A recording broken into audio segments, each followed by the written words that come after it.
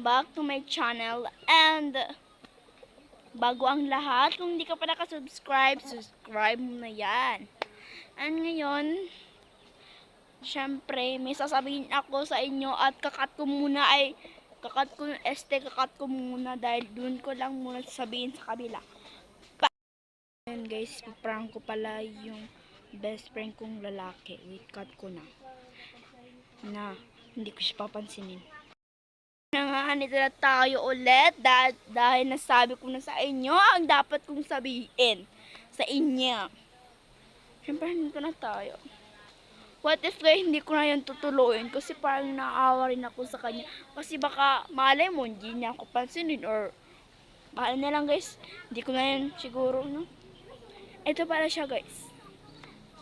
Ito na. And 1, 2, 3, go! Ayan guys, and na siya, and nahiya lang. And syempre, wait lang, huwag gaganyan. Wait lang, nahihiya siya guys. And sorry na lang. Doon yung nakita ang kapogian niya. Sorry guys, bigyan na magkita siya.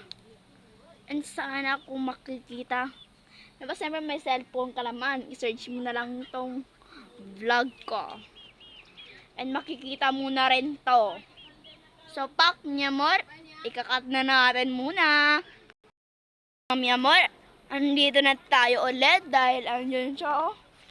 Nagpalit lang ako ng pesto at nakita nyo na yung pagmumukha niya, guys. Ay, OA, si OA. And pak niya amor, kakat ko muna dahil titignan ko muna yung BFF ko na si baby.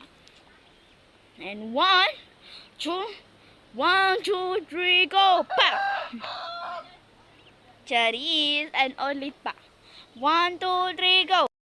Mga guys, nandun na tayo mga miyamor. And, syempre may BFF ako dito na nahihiya ipakita mukha niya dahil baka raw, ganun, alam nyo na. Pero, alam ko hindi nyo naiintindihan kung ano na yun. Pero okay na rin. At least, nandito na tayo. Sayang kasi guys, hindi ko pa tinuloy yung prank ko. Pero okay lang. Pero bukas, sulitin na natin. Bukas, sulitin ko na dahil yung var ng cellphone ko is, hindi ko na alam, ano ba? 17% na lang ako guys. So ngayon, sa-search ko muna at magpapaalam na ako sa inyo. Bago ako magpaalam, don't forget to like, share, and subscribe.